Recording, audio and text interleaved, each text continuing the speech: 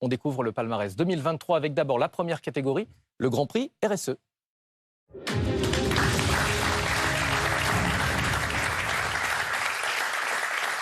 Et pour remettre ce premier prix, le prix de la RSE, je vais demander à Didier Moité, directeur général de la Banque Palatine, de bien vouloir nous rejoindre.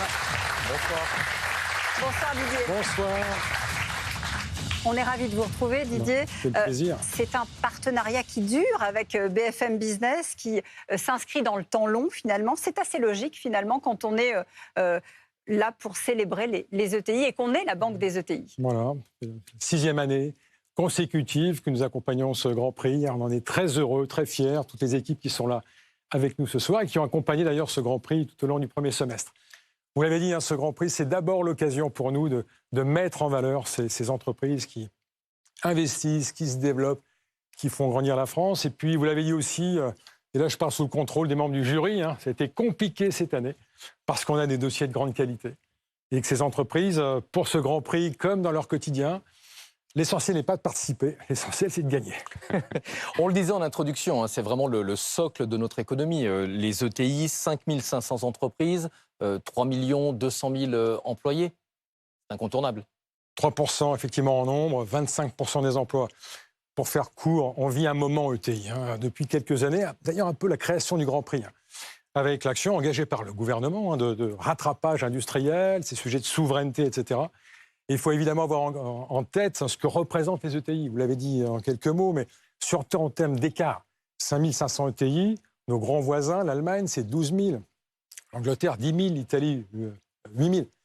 Et en tête que dans le même temps, l'industrie, taux de PIB, l'industrie, 10% en France, 20% en Allemagne. Voilà le chemin. Voilà un peu la mission qui a été donnée, en tout cas l'engagement sur lequel le gouvernement est parti. Et évidemment, c'est la mission de la Palatine qui fait ça depuis des années, que de rendre possible cette trajectoire, que d'accompagner toutes ces ETI dans cette trajectoire de croissance, de développement. Et également, on l'évoquera sans doute juste après, une trajectoire industrielle, certes, mais surtout décarbonée. Alors justement, effectivement, cette année, vous avez décidé de remettre le prix de la RSE, Didier Moité. En quoi cette notion s'est imposée finalement comme centrale dans les ETI ?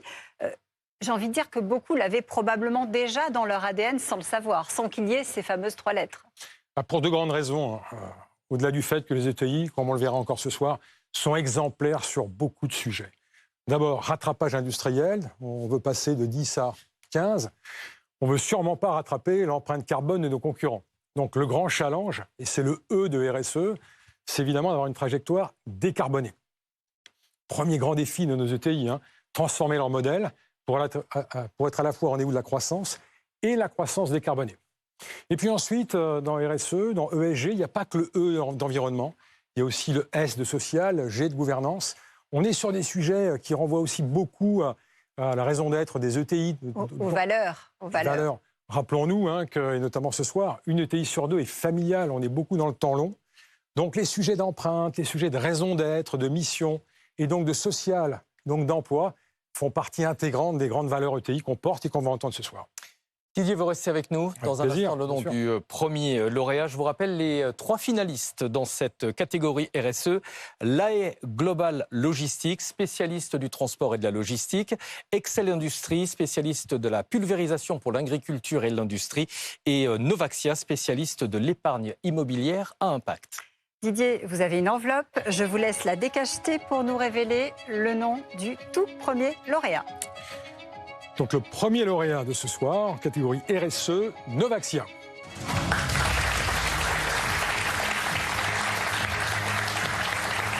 Et c'est Joachim Hazan, président et fondateur de Novaxia, qui nous rejoint en plateau. Bonsoir. Dans un instant, on va vous donner la parole, mais d'abord, on va regarder ce que vous faites au quotidien.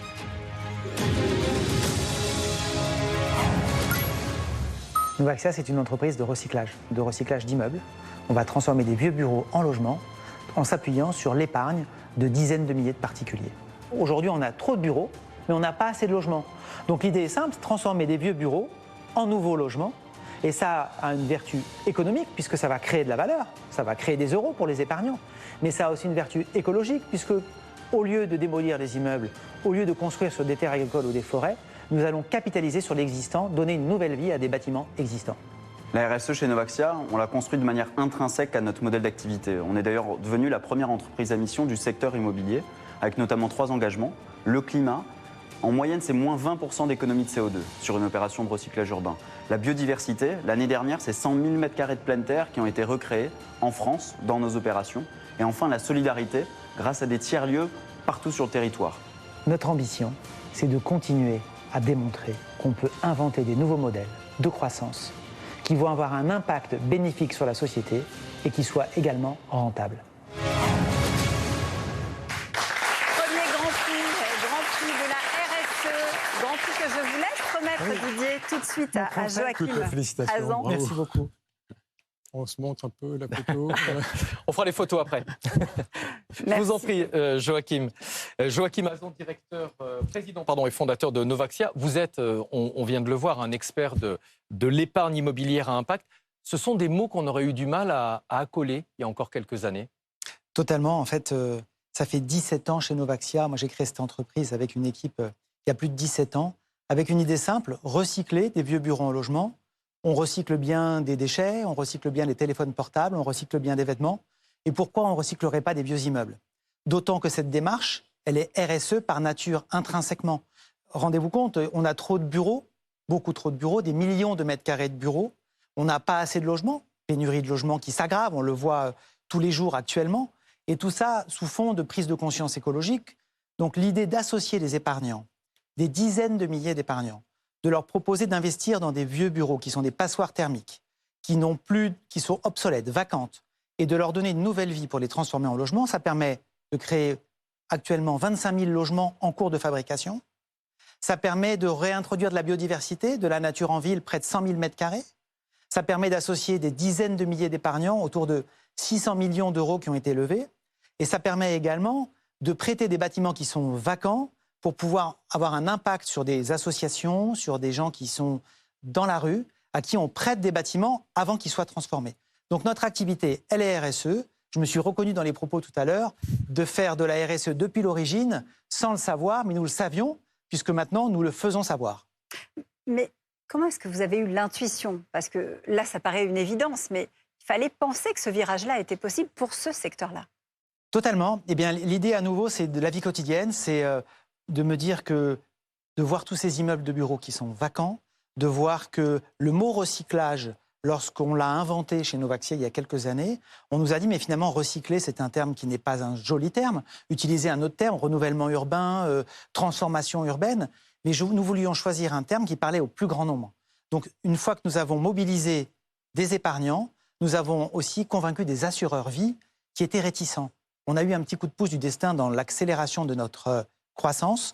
On a multiplié par 6 notre activité depuis le Covid. Pourquoi?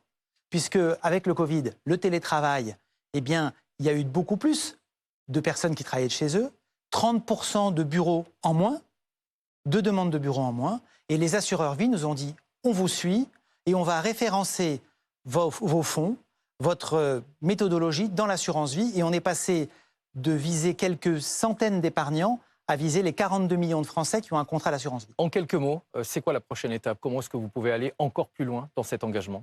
Eh bien, en quelques mots, les dizaines de millions de mètres carrés de bureaux qui sont vacants en France et en Europe, c'est aller à l'international pour recycler ces vieux bureaux en nouveaux logements. Et c'est également créer des nouveaux métiers de niche avec une devise, mettre le sens à profit. Ça signifie qu'on peut faire de la RSE, ça signifie qu'on peut transformer la société en étant économique et écologique, rentable et durable. Merci beaucoup Joachim Hazan, merci Didier Moité.